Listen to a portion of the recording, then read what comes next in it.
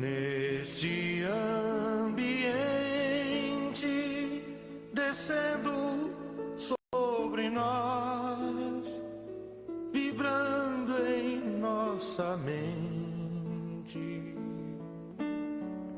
quanta luz, quando assim em prece, minha alma cresce aos olhos de Jesus.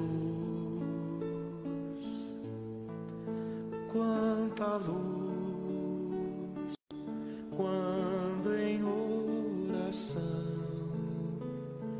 a voz do Mestre fala aos nossos corações. Quanta luz descendo sobre nós, quanta luz, quanta luz, quanta luz, neste ambiente, descendo sobre nós, vibrando em nossa mente, quanta luz, quando assim em prece, minha alma cresce aos olhos de Jesus. Quanta luz, quando em oração a voz do Mestre fala aos nossos corações. Quanta luz descendo sobre nós, quanta luz, quanta luz.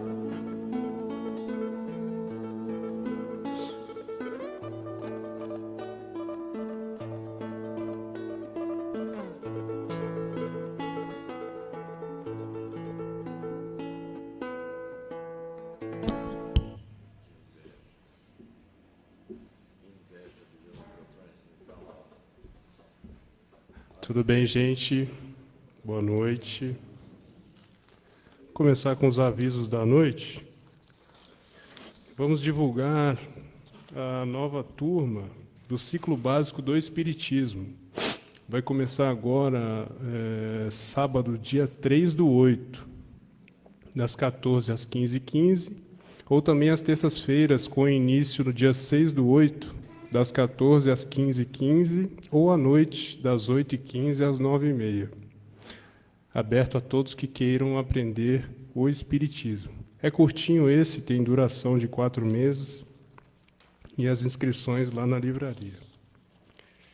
O grupo de estudo Boa Nova, vocês já sabem, o estudo do Evangelho segundo o Espiritismo de forma simples, item por item, aberto a frequentadores e trabalhadores. Em estudo, o capítulo 1, Não vim destruir a lei, a aliança da ciência com a religião. Todas as terças-feiras, das 8h15 às 9h15, na sala Herculano Pires, no andar superior. As inscrições também pela livraria.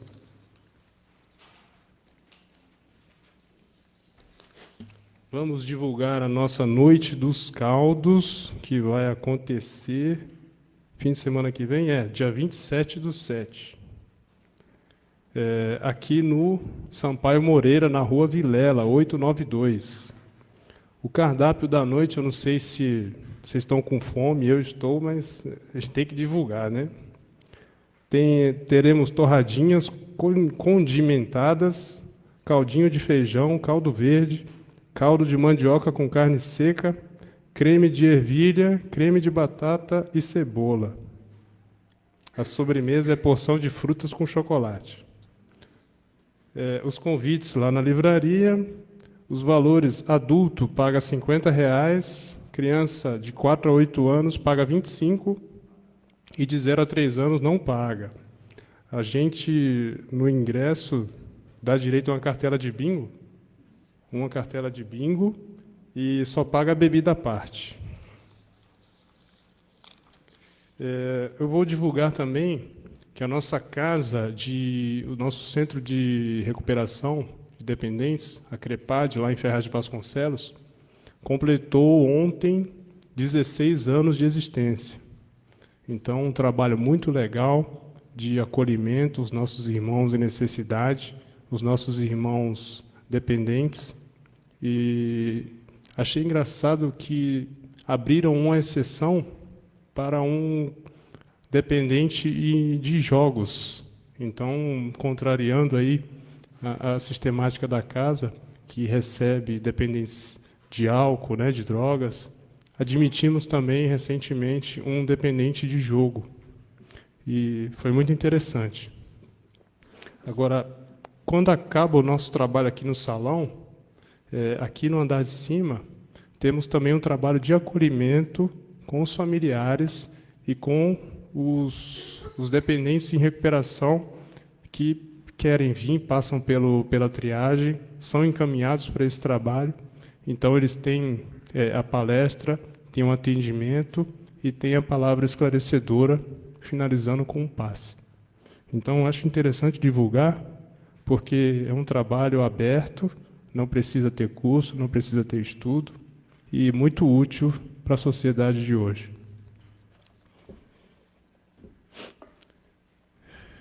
A leitura do Evangelho, a mensagem, a prece, o nosso companheiro Raul Zanini. As vibrações gerais e dos passes, o Rubens César Brizuenha. As vibrações das águas e a prece final, a Leila Nobre. O tema da palestra de hoje é o capítulo 13, itens 7 e 8, Convidar os pobres e os estrupiados, uma biografia de Hermínio de Miranda. O expositor da noite, nosso companheiro Cláudio Francilo, com certeza vai fazer uma ótima palestra para nós. Todos tenhamos um bom trabalho.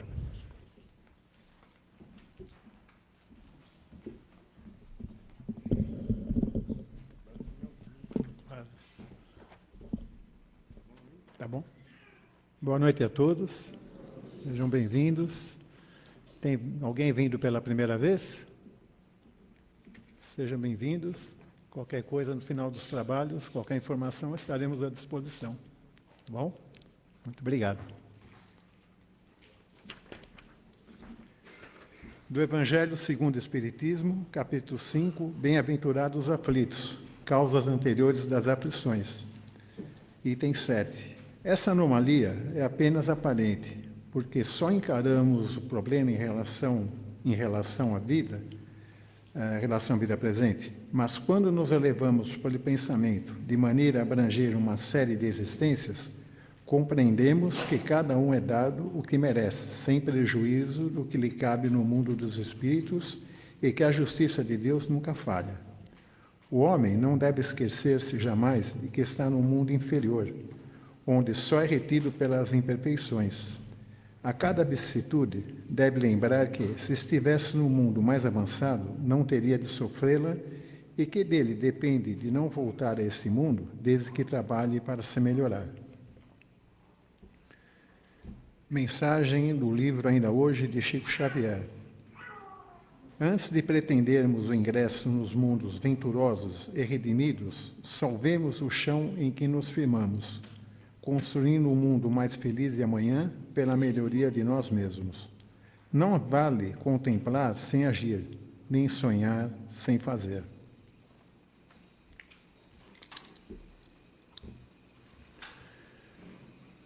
Deus, nosso Pai, Jesus, nosso Mestre, mentores espirituais dessa amorável casa de paz e amor, que nos acolhe nesse abençoado trabalho de Evangelho, Vibrações e Passe, noite esta, onde muito nos doaremos e também muito receberemos. E como agradecimento, Mestre amado Jesus, a prece que nos ensinastes há mais de 2000 anos. Pai nosso, que estais nos céus, santificado, Senhor, seja vosso santo nome. Venha a nós o vosso reino, seja feita a vossa santa vontade, assim na terra como nos céus. O pão nosso de cada dia nos dai hoje, Pai. Perdoai as nossas dívidas, assim como nós perdoamos aos nossos devedores. E não nos deixeis cair em tentação, mas livrai-nos do mal. Porque teu reino, o poder e a glória para sempre. Que assim seja, graças a Deus. Muito obrigado.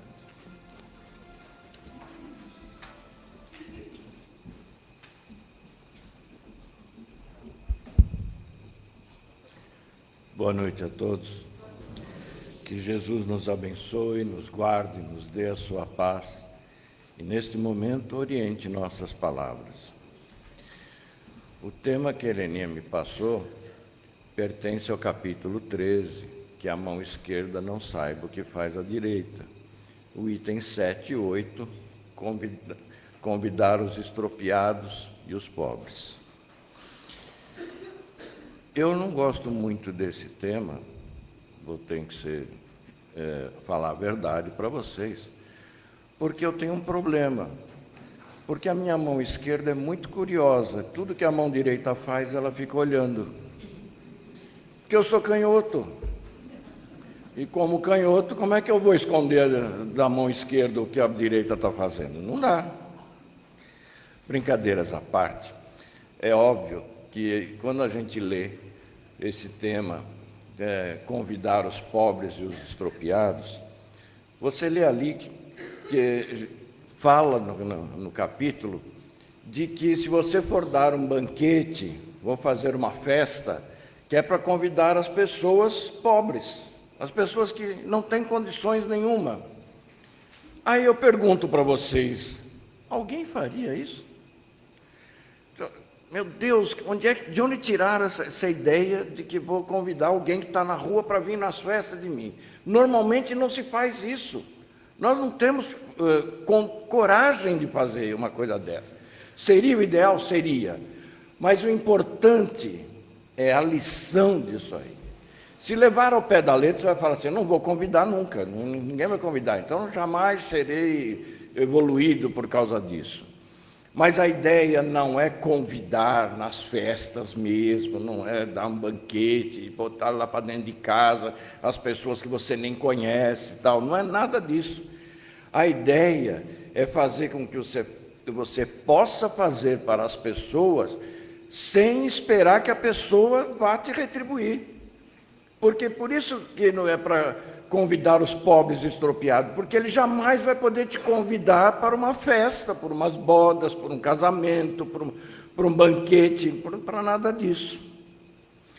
E quando eu li esse trecho, eu lembrei de um livro que eu li, um livro que foi escrito em 2005, e não tem nada a ver com a doutrina dos espíritos, mas mostra exatamente o que nós devemos fazer.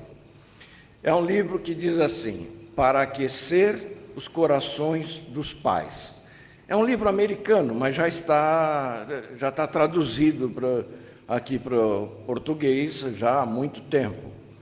E num dos capítulos que está nesse livro, uma pessoa, um filho, que é quem escreve, porque é sempre os filhos escrevendo a respeito dos pais. E esse filho, o nome dele de Wood Mackay Jr., escreve sobre o pai dele. E ele diz mais ou menos assim, isso aconteceu no ano de 1920. Em 1910, meu pai, Wood Mackay, ele trabalhava para uma pessoa muito rica, mas não disse o nome.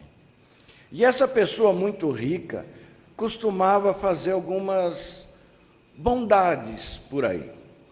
E eu já era acostumado a isso. Ele fazia as coisas sem esperar, justamente para as pessoas que não podiam fazer nada.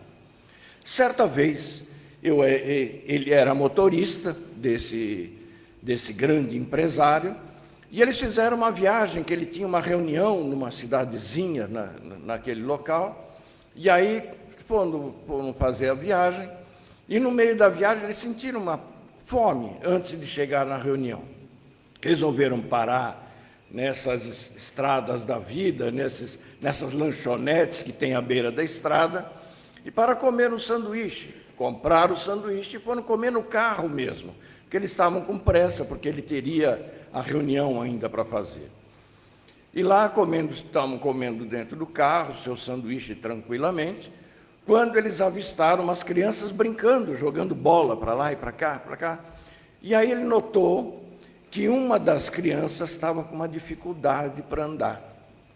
E ele notou algo mais. Ele notou que um dos pés desse garoto, ele era totalmente deformado, a ponto de que o sapato não entrava direito. Parece que estava cortado para poder caber o pé dentro do sapato. E aí ele resolveu ir falar com o garoto. Foi lá, conversou com o garoto, tudo e tal. Quando ele voltou para o carro, ele falou para o meu pai, diz o Mackay Júnior, você vai me fazer um favor, você vai me levar na reunião, e quando eu estiver na reunião, você vai voltar para cá, vai descobrir aonde mora esse menino. Esse menino é de nome Jimmy. Jimmy tem 8 anos. Não deve ser difícil, porque as pessoas aqui devem conhecer, a cidadezinha aqui é muito pequena. Você vai ficar lá com os pais dele, se houverem, ou a mãe, seja lá qual parente for, vai pedir permissão, vai explicar o caso, vai pedir permissão, porque eu conversei com ele e eu falei com o Jimmy, esse teu pé te atrapalha muito? Ah, sim, eu não consigo correr que nem os outros meninos, né? Me dá uma dificuldade para brincar.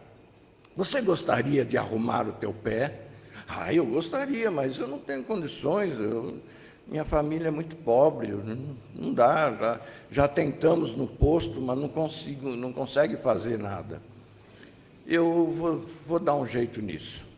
E aí ele falou para o Mackay para ir falar com a mãe, de que se eles davam a permissão de levar o Jimmy para fazer numa cidade grande, no qual ele tinha mais acesso, para fazer uma cirurgia ortopédica no pé do menino, para ver se havia condições de colocar o pé, de arrumar o pezinho dele de uma vez.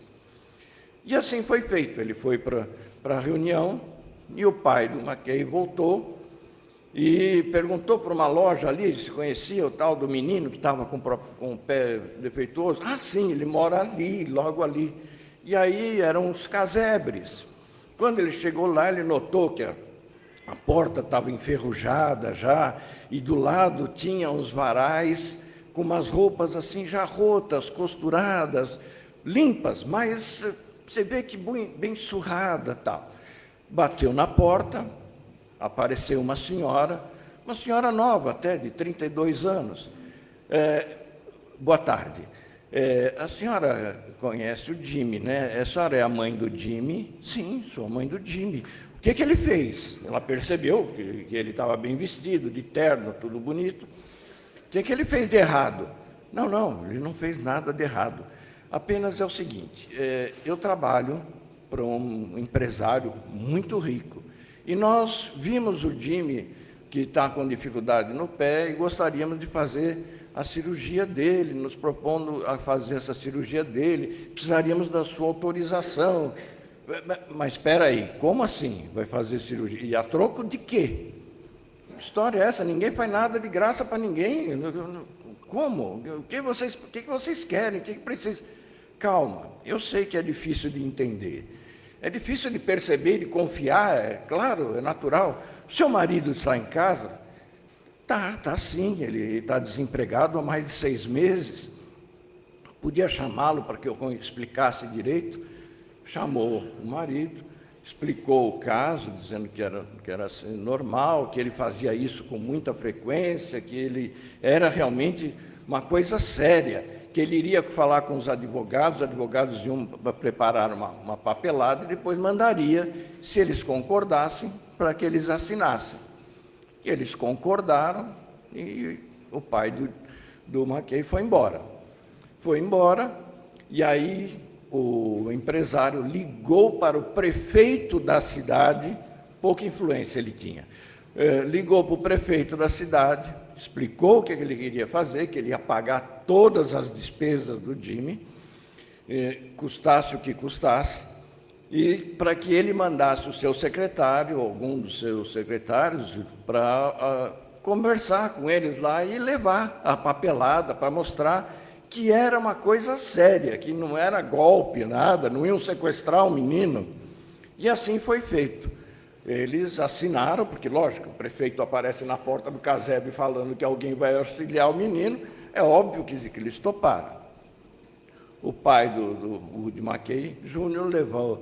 foi buscar o menino, trouxeram para a cidade grande, e o menino teve que passar por 5 cirurgias. É óbvio que levou muito tempo, a ponto dele ser o queridinho do hospital. As enfermeiras adoravam o menino, os enfermeiros também auxiliavam, os médicos gostavam muito dele. Conclusão, depois de um grande tempo, ele estava pronto para voltar para casa. E o Woody foi levá-lo para casa novamente. Só que, um detalhe, os enfermeiros, os médicos e as enfermeiras se cotizaram e compraram um sapato novinho para ele, que ele nunca pôde usar um sapato novo, porque não entrava no pé dele, ele tinha que cortar o sapato para entrar. Pôs o sapato e levou o Jimmy para casa.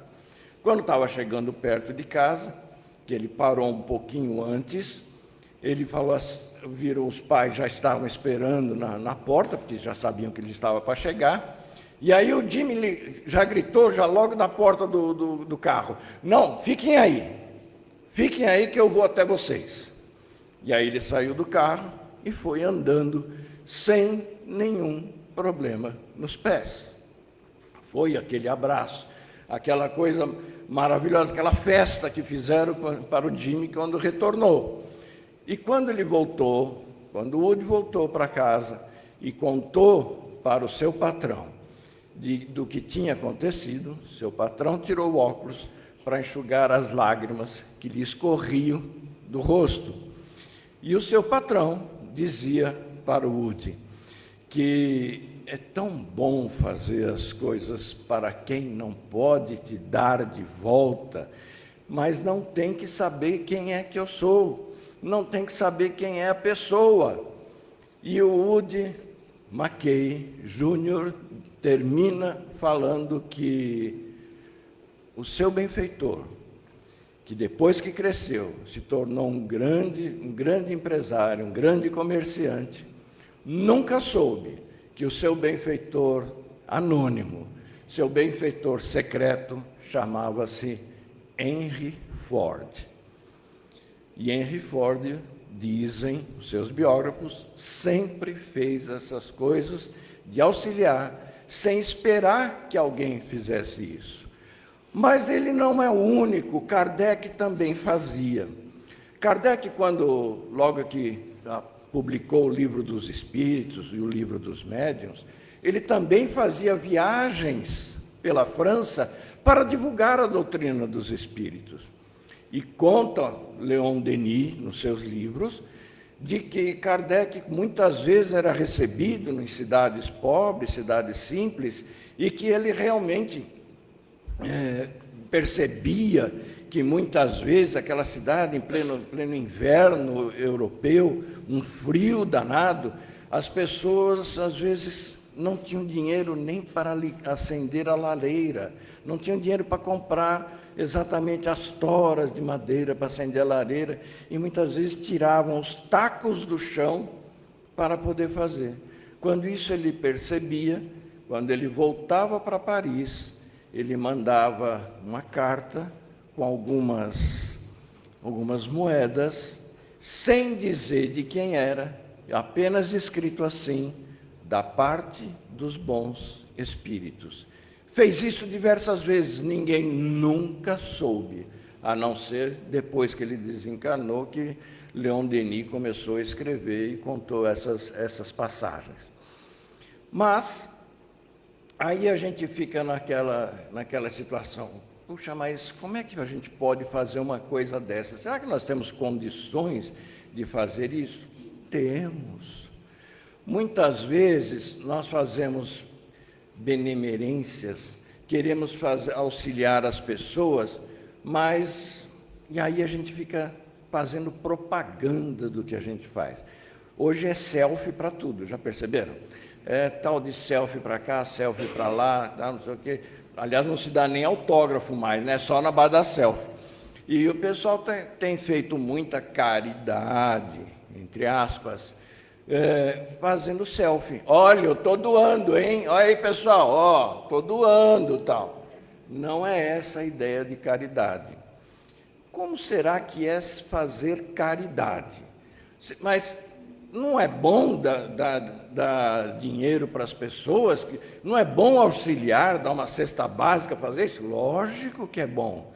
Mesmo que eu faça propaganda do que eu esteja fazendo, é melhor do que não fazer nada.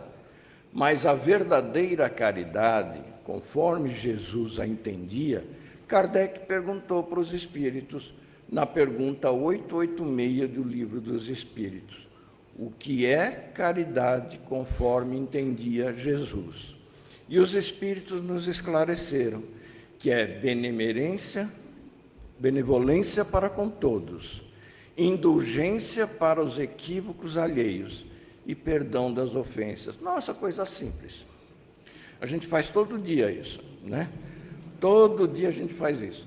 A gente realmente faz uma benevolência com todo mundo, com todas as pessoas, nós somos bons, desde que não nos pise no calo, que senão a gente roda a baiana. Porque a gente tem ainda as garrinhas, é que a gente segura, socialmente a gente segura as garras, mas quando acontece alguma coisa, quem de nós, eu falo de nós porque eu sou assim também, tá? Então eu já logo rodo a baiana também, infelizmente. Mas um dia a gente chega lá. Quem de nós, assistindo televisão, por exemplo, e assiste lá, que aconteceu alguma coisa com uma criança, com a mulher, que foi espancada pelo marido, foi espancada pelo seu companheiro, que matou a criança, que vilipendiou as pessoas, você tem uma raiva, dá uma ira na hora, que você tem vontade de fazer aquilo que a gente chama de justiça com a própria mão, se a gente pudesse. Eu não, porque vocês já viram a quantidade de gente alta que tinha aqui? Viram a diferença do tamanho do microfone? Né? Olha como são altos. Então, eu não posso fazer nada disso. Então, tenho uma inveja desses caras altos, mas vai fazer. A temperatura aqui embaixo é mais quente.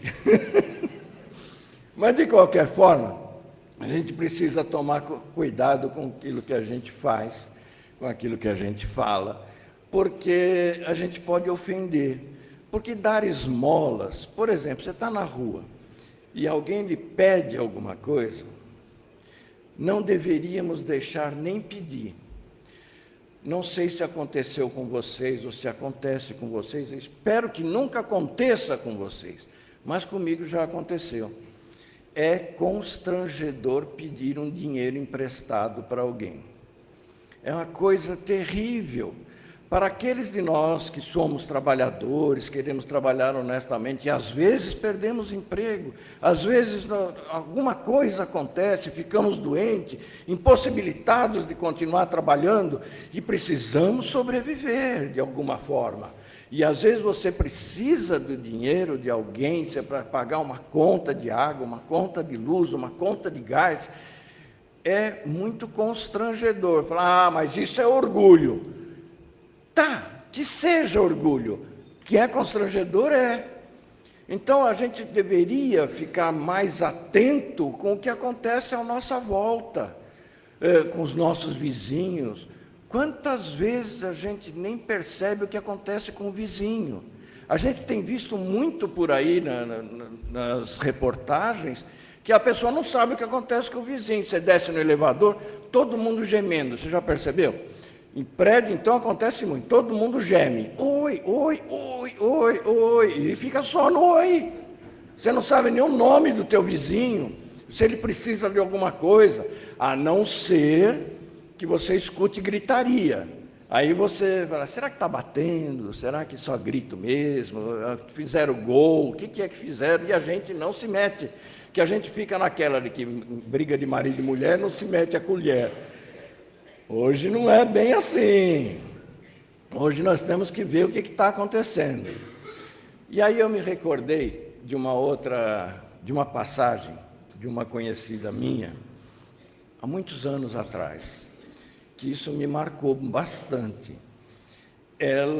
A mãe dela, dessa conhecida minha, ensinou uma coisa para ela, e ela passou isso para a gente na época, que a mãe dela foi na casa da vizinha e pediu um punhadinho de sal para ela terminar de fazer a janta. Quando ela voltou com o punhadinho de sal, a filha, minha amiga, perguntou assim, mas mãe, está cheio de sal aqui. Que você foi pedir sal na vizinha? Tem muito sal aqui em casa. Não entendia qual é da senhora. Pois eu vou te explicar, minha querida. Acontece que a nossa vizinha, o marido dela está mais de 6 meses desempregado. Ela está com crianças pequenas em casa, ela não consegue ir trabalhar. Ela tem que ficar cuidando da criança. E então eles estão passando necessidade. E de vez em quando ela acaba pedindo um prato de comida, alguma coisa, uma mistura, para poder sobreviver, para poder comer. E eu percebo que ela está muito constrangida com o que ela faz, dela fazer isso.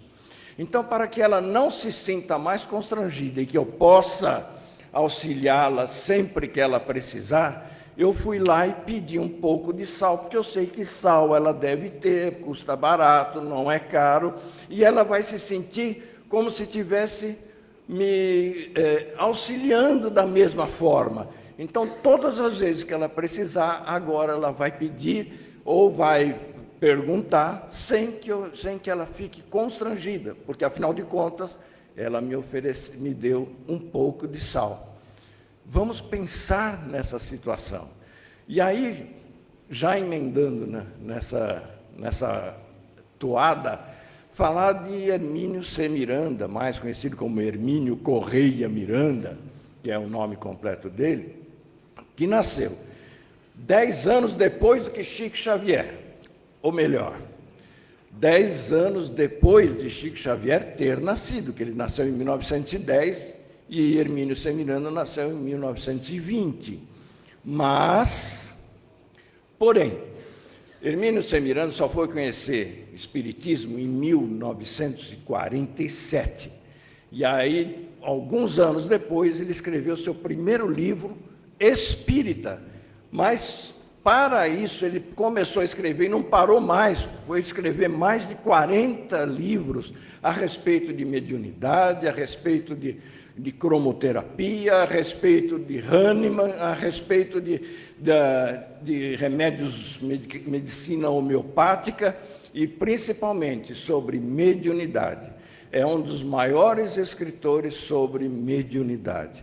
Vale a pena ver o que esse homem escreveu e o quanto ele conhece sobre doutrina espírita e o quanto ele conheceu sobre mediunidade.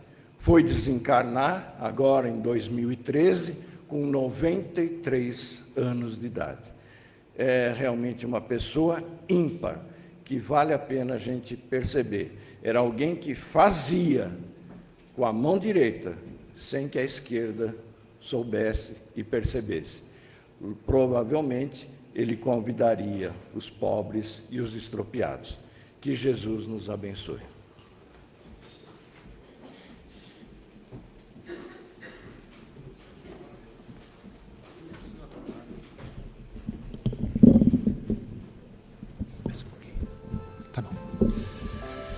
Muito bem, exemplos de caridade, exemplos de que podemos fazer o bem e devemos fazer o bem, exemplos de empatia.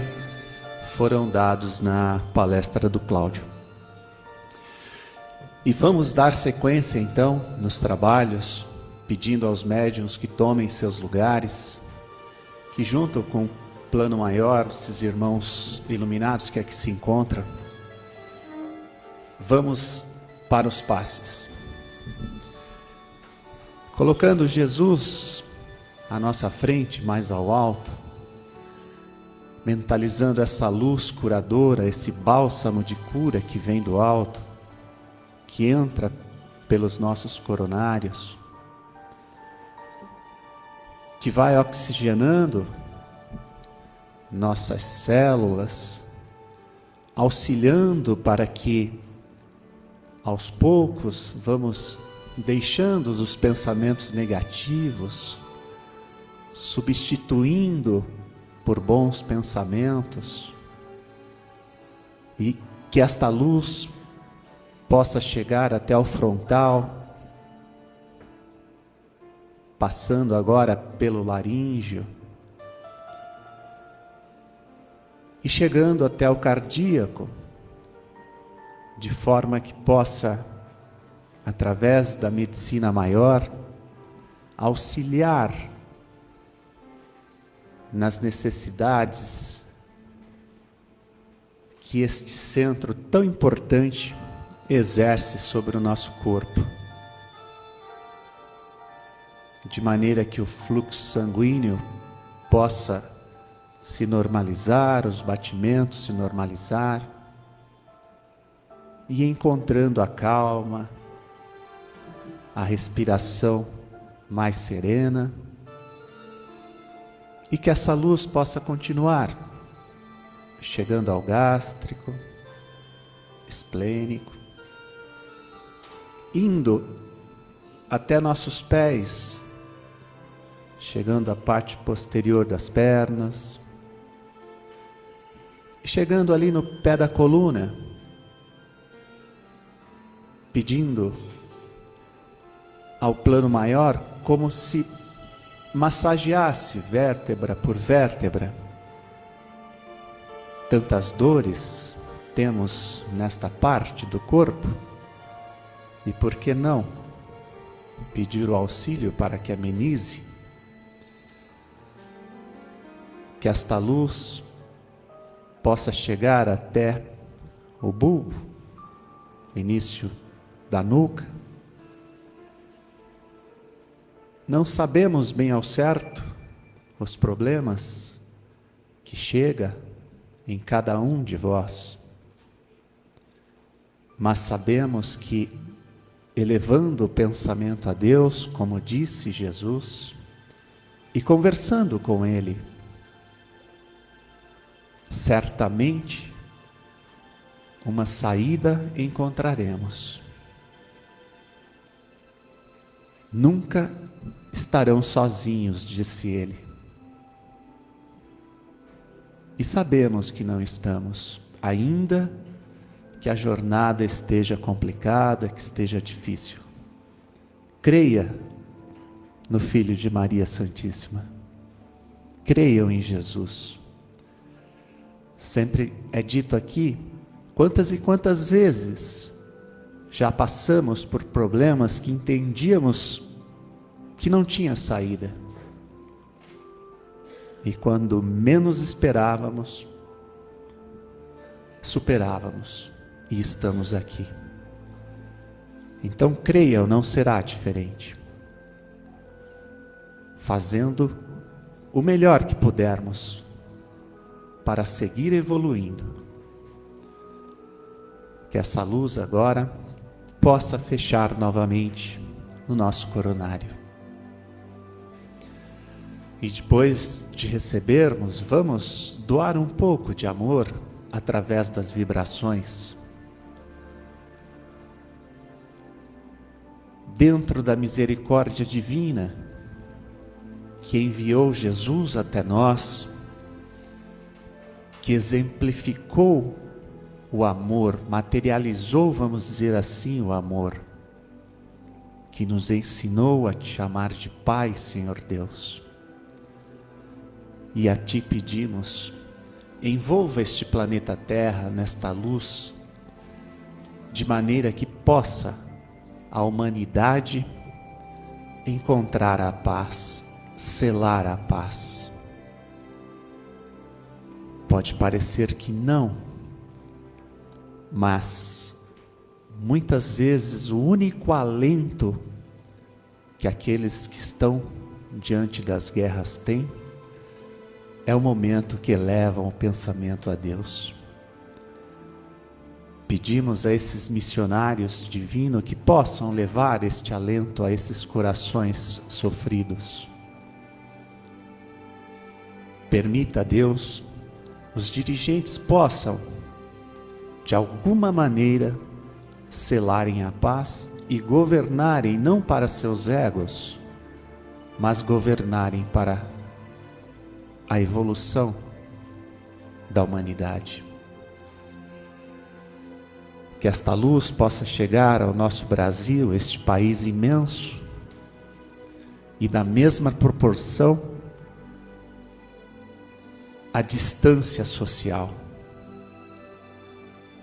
Que tenhamos a sabedoria e o bom coração de compreender que podemos também auxiliar e não só esperar ajuda governamental.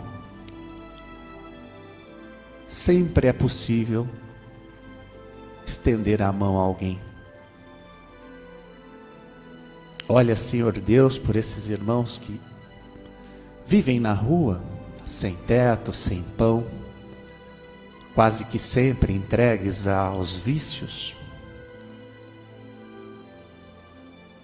Envolva estes irmãos que chegam na agonia, na aflição, no desespero de tentar abreviar seus dias. Olha, Senhor Jesus, pelas nossas crianças, que nós pais saibamos como educá-los para que possam contribuir para a transição de um planeta bem melhor que está por vir. Envolva os irmãos enfermos do corpo, da alma, da mente, do espírito. E vamos pedir luz para os nossos trabalhos, tão importante para todos nós. Envolva todos os nossos colegas de lá. Aqueles que buscam trabalho, que creiam que daqui a pouco também estarão com o seu trabalho. Humildemente, Jesus, pedimos, vá até nossa casa, até nosso lar, visita cada cômodo com esta luz, cada canto ali existente, retirando os miasmas, as formas, pensamentos menos felizes, e que todas possam ser encaminhadas a um local permitido por vós, levando todas as energias menos felizes.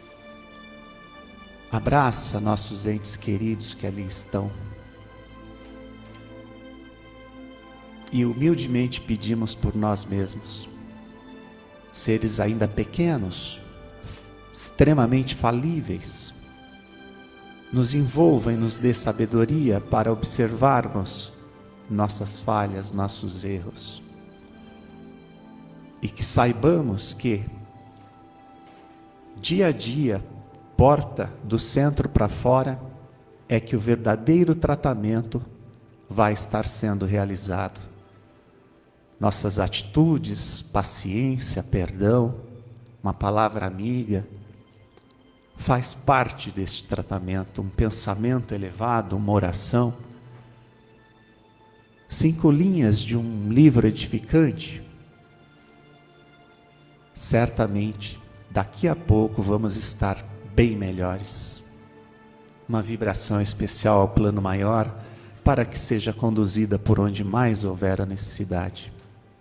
Que Jesus abençoe a todos nós. Amém.